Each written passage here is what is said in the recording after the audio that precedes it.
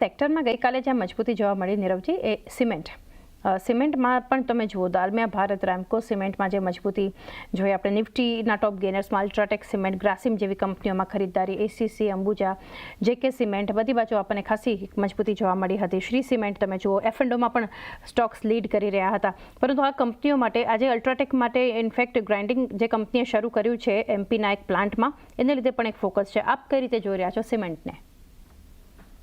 Cement માટે આ એક એકચ્યુઅલી એક લીન ક્વાર્ટર હોય છે, કેમ કે આપણે ટિપિકલી જોતા હોઈએ છીએ કે જે જુલાઈ ઓગસ્ટ સપ્ટેમ્બરમાં જે મોન્સૂન ફેક્ટર આવે છે એ એક કન્સ્ટ્રક્શન એક્ટિવિટી ઇન્ફ્રાસ્ટ્રક્ચર એક્ટિવિટીમાં એક સ્લોડાઉન આવે છે અને સિમેન્ટ કંપનીઝને એનું ઇમ્પેક્ટ આવે છે. But I think this time around એક ઇમ્પોર્ટન્ટ ફેક્ટર એ છે કે majority of the cement companies એમનું ફોકસ ઇઝ ઓન સ્કેલ, કે સ્કેલ બિલ્ડઅપ કરે, at the same time operational efficiencies buildup કરે, cost cutting, cost control, cost rationalisation અને એક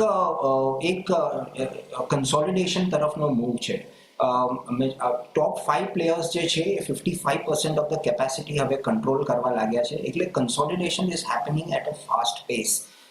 અને આઈ થિંક એનું direct beneficiaries are going to be the two big groups, that is the UltraTech group અને the Adani group.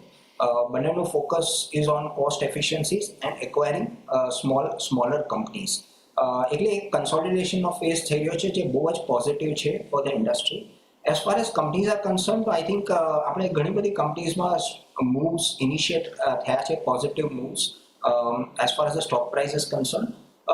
But જે કંપનીઝમાં આપણે એક M&A action જોઈ છે ત્યાં પર્ટિક્યુલરલી એક બહુ ઇન્ટરેસ્ટિંગ કેસ બની રહ્યો છે.